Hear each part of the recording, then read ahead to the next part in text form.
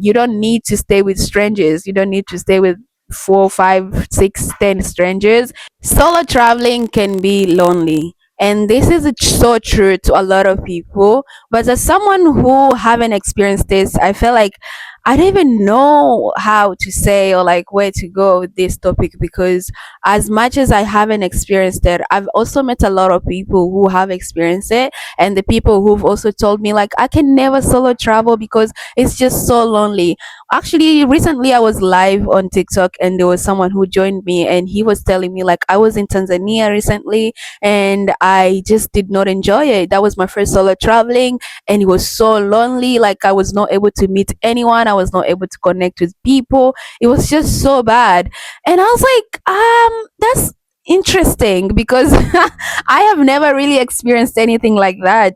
So, but then again, I looked back and I'm like, yeah, it can be lonely, especially if you're a type of person who it's just not easy for you to meet people. It's just not easy for you to kind of put yourself out there. So I kind of wanted to make this video and share my experience of how I have been able to make friends and meet people and not actually have that like lonely feeling, because I feel like most of the time, even like the biggest reason why a lot of people don't want to travel solo is really just the loneliness, and they also just don't want to feel alone. And if you're someone who knows your way around that, or like you kind of have experienced that, you know, things that makes it a bit easier for you to be able to make friends, I feel like it really comes in hand. Like it really comes in hand in a lot of situations. So I have traveled solo to Thailand and Vietnam, and I felt like those were really opening doors for me to be able to experience the whole international solo traveling. Before that, I went on a cruise for 7 days, and that was kind of just like, oh, let me see if I even want to be by myself for these 7 days that I'm gonna be away from my family. So I did that, and then after experiencing that, I was like, okay, I want to do international now. Let's go. And that's how I ended up in Thailand and Vietnam. I was there for a month. I met a lot of cool people, both travelers and locals. And I feel like this is so good. Like it's really fueling that I was just like, I want to do this more and more and more. And recently I just came back from my trip from the Philippines, and in the Philippines was even better because I stayed in the Philippines for 7 months, and in a lot of places that I got to stay was like 1 month or almost 2 months. So it was really easy to meet people and even connect with people longer instead of like how I did in Thailand and Vietnam. But even then, it was still really good experience. So I want to share how I have been able to make friends while traveling and how that has worked out for me.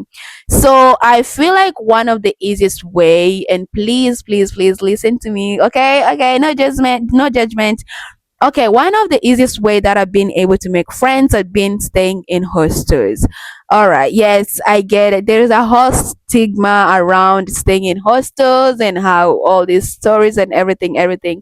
But then again, you really never know until you actually try it. I feel like for a lot of people who have this negative hostel reviews or like negative hostel, like, you know, stereotypes, I feel like they just haven't stayed at good hostels, or maybe they just haven't stayed at hostels themselves. Because even for me, before staying at a hostels, I was just like, oh no, because of the stories that I've heard, it's just like, oh no, it's so dirty, it's so it's so, you know. So I was just like very skeptical around it, and then I got to experience hostel and I was just like, I get it, I get it. So now I also wanted to come and, you know, let's touch on this and everything. So hostels is one way to meet friends, and it's one of the best ways actually, especially if you're solo traveling. And one of the biggest reason I'm even recommending hostels really in this case is just like they make it so easy for you to meet people and to make new friends. Let's say example, like most of hostels that I've been able to stay at, they have like a lot of different activities. They have like karaoke nights where you can literally just connect with people so easy. Imagine, and I feel like music is really one thing that connects us. And this has happened to me where you're like, you just put on a song and people are listening to you sing. But then again, they're like, oh my God, this is my favorite song. So instead of just you singing by yourself, now you're singing with the whole table of people. So now it's not just a one person activity, it's the whole group. And because you're connected through songs, it's just like, wow, I love this song, or like this is my favorite song, or like I never heard of this song, but now I'm gonna have to add it on my list. Things like that. It's just like, wow, this song is very popular in my country. Oh yeah, like which country are you from?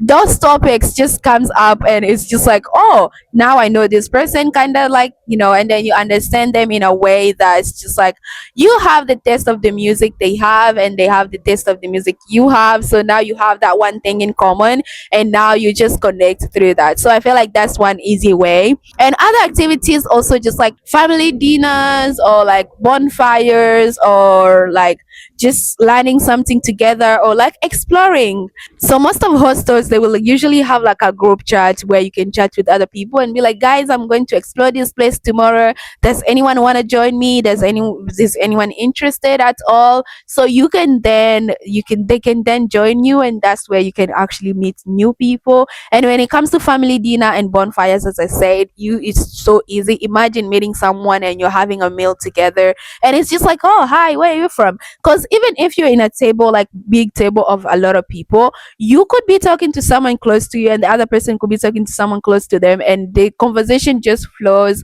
and it just goes so well. So I feel like, because hostels are really just meant for you to connect with other people, unless it's like for other purposes as well. I know other hostels really just welcomes people who work remotely. So for them, they're there for the purpose of connecting with other people who are working remotely. So there is those hostels. But if you're really intentional about meeting people and you want to join those hostels as well, there's a lot of social hostels. So I recommend that. And then again, when it comes to, staying in hostels, you already know the stigma around it. And yes, as much as they can be true in saying that you're sleeping with strangers, or like you're in the same room with strangers, for a lot of people that is very scary. You can still have your own private room. You don't need to stay with strangers. You don't need to stay with 4, 5, 6, 10 strangers in one room. You can have your own private room, and you can still enjoy the hostel experience. So I feel like, don't just think of a hostel of, oh, you're sharing a room and I don't want to do that, or like da. There's a lot hostels can offer you, and friendship, or like connecting with other people, is definitely one of them. And I feel like one of the biggest reason I even wanting to stay in hostels was that, just to meet other people. And every hostel that I go to stay at, I literally do not have any bad experience at all, that I'm just like, I remember this and this. But you can just make friends so easy. So if you're interested and you really are very intentional about making friends, stay in hostels and let me know how it goes, okay? And I feel like another thing that has actually helped me, and I didn't even think of this deep until, the guy shared his experience, and even met other people who've shared their experience around not being able to meet people and being lonely.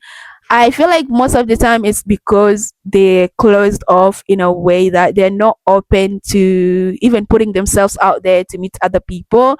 And I feel like this has saved me a lot. It's saved me a lot. I am very talkative. I talk a lot. I also know, like, not interested in, being away from something that I want. So if it's friendship that I want, I will be able to kind of like reach out and, be like, hi, how are you? And that's literally where most of the conversations start. So you just have to put yourself out there and actually willing to connect with anyone that you're interested in connecting with. They can reach out to you, but then again, the energy has to be there. So if someone reaches out to you and be like, hi, and you're just there like looking them up and down or giving them side eye, of course they will not say any hi again. They will literally just look at you and leave. But if you're someone who is intentional and you're interested in actually making friends and meeting people, you can be warm. You don't even have to fake it. Just be genuinely you. And these people can sense your energy. Energy is everything to a lot of people. And you can pretend as much as you can, but you can never pretend for the whole 24 hours. Something is gonna go wrong and you're gonna burst out, and that's just gonna how it's gonna go. So I feel like you just have to be intentional about this, and most of the time, as I said, just be open to even yourself putting yourself out there. And if you're introvert but you really want to make friends, at least just give a smile or give some indication that you're interested in getting to know someone, or you're interested in talking to them, or wherever that you're interested in. And people can sense the energy. As I said, people can sense the energy, and you just have to be open to that. Like, adding on to this, I would definitely say, just like, be curious in a lot of things. If you already reach out to someone, be curious in asking, oh, like, where are you from? Or like, I feel like when you're traveling, conversation are really different to like being in your hometown. It can literally just be anything. Like, it can just be anything random, literally, like, oh, that dress looks nice, where did you get it from? Or like, oh, did you buy it here at this shop? Or like, did it's just the conversations that actually adds on to another conversations, and then to another conversation, and then to another conversations.